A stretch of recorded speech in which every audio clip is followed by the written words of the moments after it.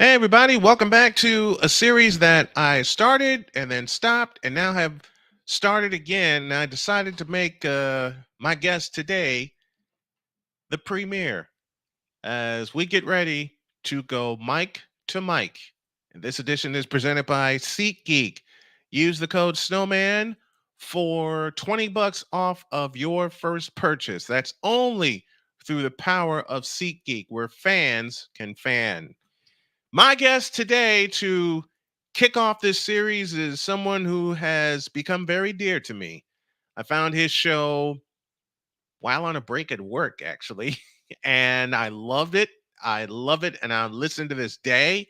And he is so much fun to talk to. He's been a very, very good friend. I want y'all to do me a favor and please help me welcome the one and only Rod Pedersen to Mike this afternoon. How are you, buddy? Great to talk to you. I'm on this side of the ground, Snowman. I woke up today, so that's a win. You know how that is? Yes, it is. Yes, it is. And you're looking at your background. You have a jersey of my first ever favorite goalie, the great Grant Fuhr. Why is that? And, well, I love the Oilers. They were my first favorite team when I discovered Wayne Gretzky, Yari Curry, Mark Messier, and when I first really got into hockey, Grant Fuhr was the man for me in goal. I thought it was because he was a person of color. You just like the Oilers. I just like the Oilers. And yeah, Grant Fuhr, the first ever black goalie, the first ever. So how's that for having a favorite? Man, what got you into sportscasting? What turned the light on for you? Dude, it's funny that you would say that because I was just thinking of this the other day. Was talking about my upbringing in a rural farm town in Canada. Where, as a friend of mine said, you didn't fit in there. And I said, why is that? You weren't a redneck. Nope. And I guess it was a bit of a problem through all of school and high school that just all those people that I grew up with, and a lot of them were my relations, cousins, Snowman. They're all still there, still farming, still doing their thing, no interest in ever leaving, which is cool. From the age of 6, I remember wanting to be on the radio, writing, doing all these things. And I just, I didn't last long on that farm. I think it's a God thing, whatever. I don't know why I was born to do it. I don't remember ever wanting to do anything else. And the second that I graduated grade 12, I was gone to broadcast school and never really looked back.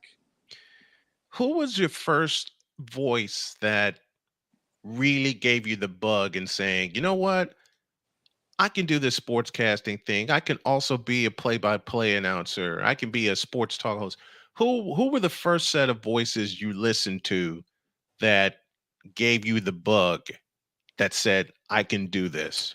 Well, the number one is a name that won't mean anything to you, but he was the voice of the local junior hockey team, Kevin Gallant. I just laugh because to me it was the biggest thing, like the Montreal Canadiens, but it was junior hockey, the Regina Pats. And his name was Kevin Gallant. And it was literally, he was the voice of the Regina Pats from 1980 to 1988. My formative years, probably yours too. And I was that kid with the radio under the pillow at night, listening. And that Kevin Gallant was my guy. And I'm very grateful that as we've gone on in life, I call him a colleague, a very close friend. I was at his house for supper this summer with him and his 2 boys who play junior hockey now. And then the other one, real professionally, Brian, was I was operating Blue Jays games back in the early 90s, and the guy's name was Tom Cheek, was the voice of the Toronto Blue Jays. You know Tom? Yes. Yeah, he's I know Tom. I know about the great Tom Cheek. I love it. He's it. I still think about Tom Cheek as well.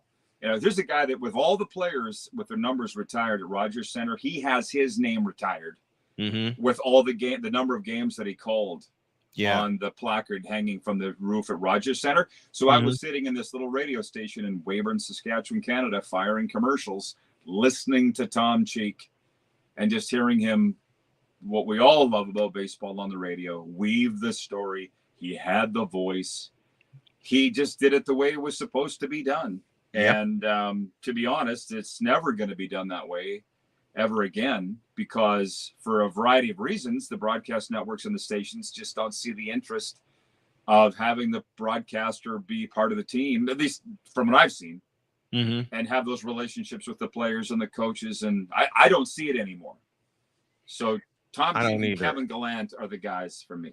I don't see it either. And you said something that is so true. I don't see that kind of relationship either, because the fellow who did it for me, the first ever radio broadcast I listened to back home in Chicago, was a fellow named Jim Durham, who was the play-by-play voice of the Bulls for many years.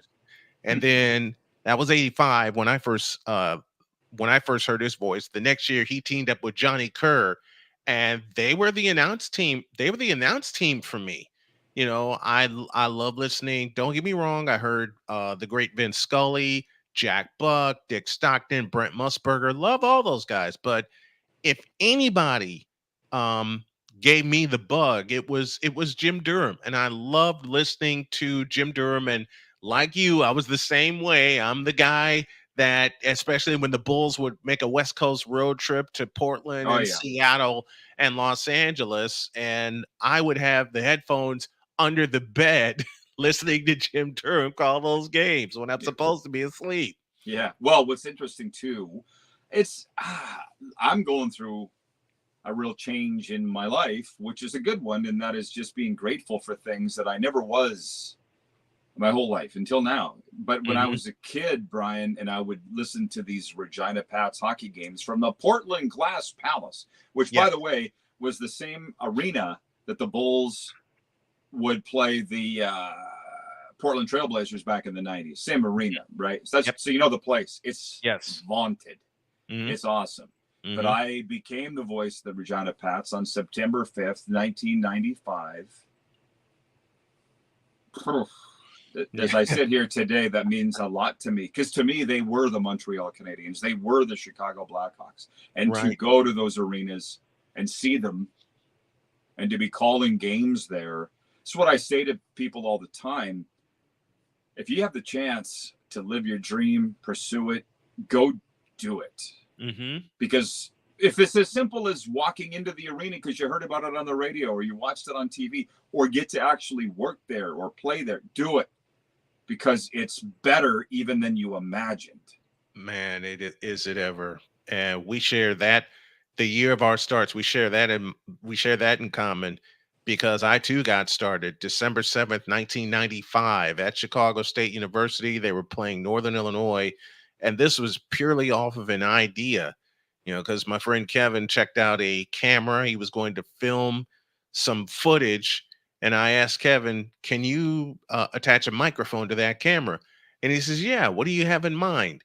I said, I want to try something.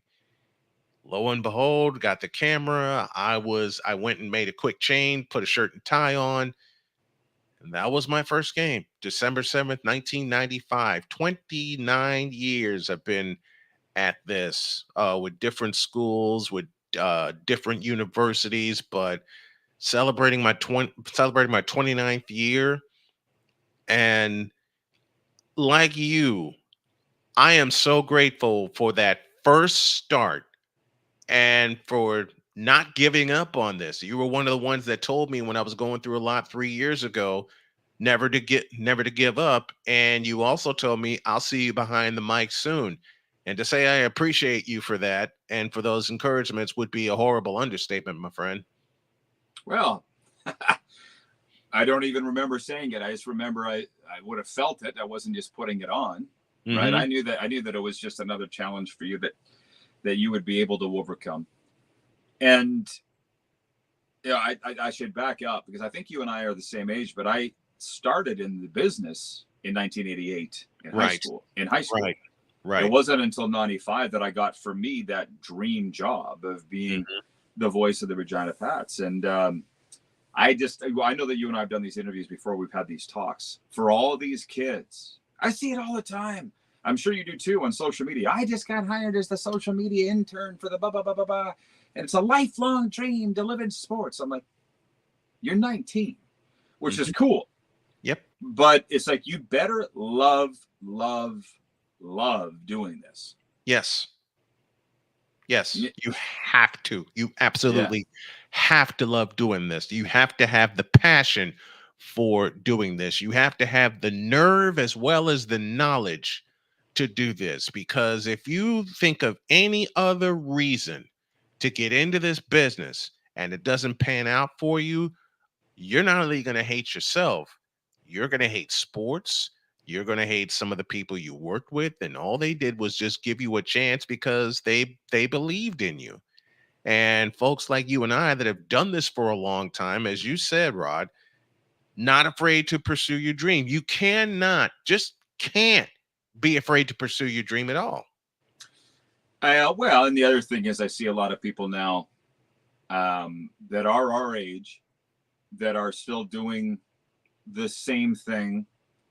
A lot of them aren't happy. Mm-hmm. They realized the dream decades ago. Yeah. What's next? And I talked to them about it, but my point is, I'm really lucky in that I have a secondary career. As you know, I'm 10 years sober. I work as a recovery coach. I deal with people every day with be an overcomer. Do you know what I mean? Like that's so I'm just really lucky to have a secondary career. A lot of these guys don't. You know, they're still doing it because there's nothing else they want to do. There's nothing else they can do. I'm just lucky. And the other thing is, what we're doing here right now with the streaming and, you know, you on WQEE and me, we're just forging a path that I hear it enough from the old timers in the business that are looking at us going, damn, I wish I could do that. Yep. And I'm like, well, why don't you? Nah, exactly. Takes a lot of balls. Well, we got a lot of balls. Oh, don't you? Yeah. You know, like, go do it. Yeah.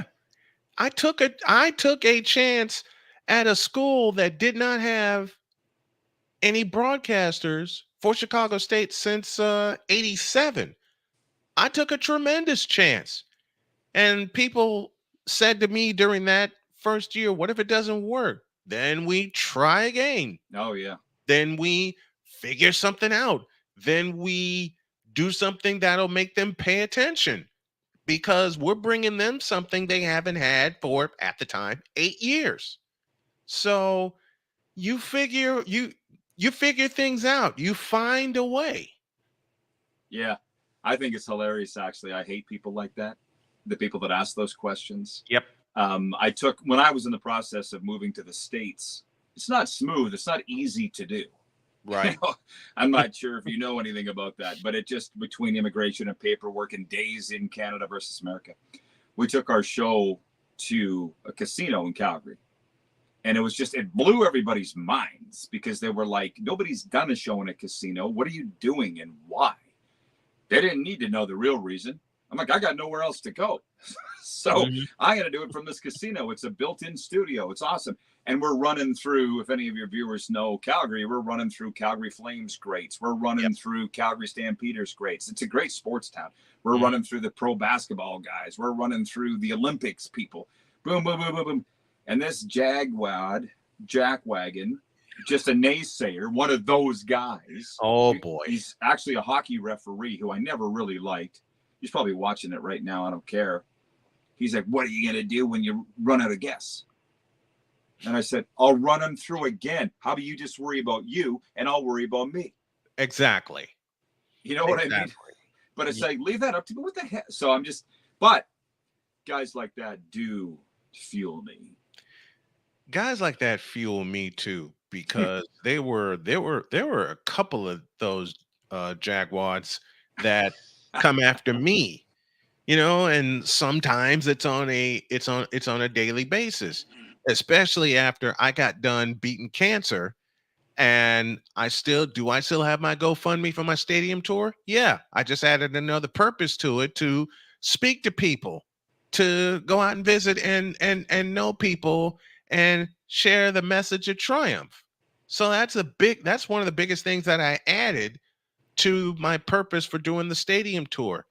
And one of those guys, as you put it very eloquently, said, "Why don't you do something unprecedented and find it and go look for a job?" And I'm thinking in my mind, my wife told me I have a job, I have a brand, and to go with it. So it's already done, and I've been doing this for 29 years.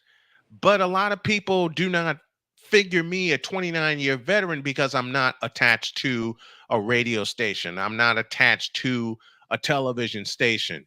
No, I'm not, because I got my own, and I've had my own for a long time now. Yeah. Yeah. Well, it's it can be a scary place to be. And you look at those guys that are attached to a team or a station, that is their identity. Right. But I was thinking about this. I have been the voice of teams for decades in some cases, hockey and football. I knew what that was like. I wanted to go try something else. Yeah. And it is difficult. It's difficult, especially, with the public speaking thing. I'm the one blazing the trail down the Trans-Canada Highway in a U-Haul truck because it was the only vehicle available for rent to go speak at this event. I'm not driving on a bus with a team. I'm not flying with a team, right? But I sit there and go, that's the choice you made. That's what you wanted. Yep. Right? And it scares you sometimes, doesn't it? It can, if you let it, yeah. What was the craziest broadcast trip you ever had? Or one of the craziest? It's funny you say that, because I came up today on the show. Snowman, I'm a different person than I used to be, and thank God for that. But we were talking on the show about Jason Kelsey grabbing the fan's phone and smashing it, the heckler. Yeah.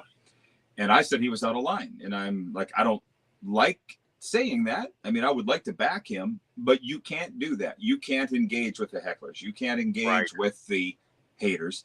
And that brought up, because we're on national television in Canada and on the air in 31 U.S. states. There's a lot of people that don't know who I am before I started this show. So some guy goes, "Did you ever regret, Rod, anything you did with fans?" I'm like, how much time do we have? Like, in that very same Portland Glass Palace, it was Taco Bell night. And boy, if 7,500 fans they got to watch the Portland Winterhawks and the Regina Pats. All 7,500 people got a Taco Bell ding-a-ling bell. Yep. And I don't know, bro, I have a tough time believing this is true, but apparently I said something that upset everybody. And our broadcast booth is right in the crowd. You've been in those situations. Yes, I have. You're not in a booth. You're in the crowd. Yes. So something happened. Again, this is just one of probably 100 stories of the answer to your question. And I want to say either we went up 7-3 or they went up 7-3. Either way, the game was out of hand. And the fans all got up and started pelting me with these bells. 7,000 of them in the Portland Glass Palace. And it was so offside and violent, if you will, that a lot of Portland fans stood up behind me and made a chain link with all of them to block the bells from coming, to protect me. Wow. And I guess when I said this metamorphosis that I'm going through now, it was a few years ago that I realized, Rod, you might be the reason for all your problems. Just stop and think about that for a second. But I realized that years ago. Yeah. Now it's the grateful thing, because I'm going to BC Place Stadium. I just found out, for the Grey Cup, the Canadian Football League Championship, and we're taking one of our staff members, and he goes, "I've only been to one Grey Cup before." It's like Canada's Super Bowl, right? Yep. And they're like, "How many have you been to?" I'm like, "I don't know, 22, 23. I've lost track." He goes, "Well, I've only been to one. I'm kind of relying on you to show me the ropes." And I was like, wow. I remember going to a Grey Cup there in 2005. There was 61,000 people in there, and you couldn't get another soul in there with a shoehorn. Jammed. And fast forward to now, the game's not sold out. There's going to be a lot of space. No big deal, but I'm grateful now, going, you arrogant son of a bitch. You've got a 21, 22 Grey Cups. Most people don't get to go to one. Right. In their life. And you just expected you'd go. Well, I did, because it was my job, but I never really realized how lucky I was. to be able to do that until this young guy said to me, "You're going to show me the ropes because I've never been to a Grey Cup." I'm like, I can't wait. That's pretty exciting. Yeah, it is. The craziest trip I ever had, I was with Trinity International University in Deerfield, Illinois, and it was the first game of the season. I want to say it was 2012. We had, and this is the longest, craziest ride of my life. We went from Deerfield, Illinois, all the way to South Dakota to play Trinity University of South Dakota. I had my equipment with me, I had tested everything. And then all of a sudden, because I had to do a volleyball game the night before, I didn't get any sleep. I left Michigan City and I raced all the way to Deerfield, packed up and ready to go. We were loading the bus at 5 o'clock. And by the time the bus got going, I was zonked out. I was out and no one could wake me up. As it turns out, that weekend, I got very sick. I didn't know why. I didn't know what happened. I went in the booth and was ready to call this game, and there were no electrical outlets in this booth. And I said, "How the hell am I going to do this one?" And the guy that was my that was running Stretch Internet, who was my partner at the time, called me and said, "How are you going to do this?" "I'm going to do this by phone."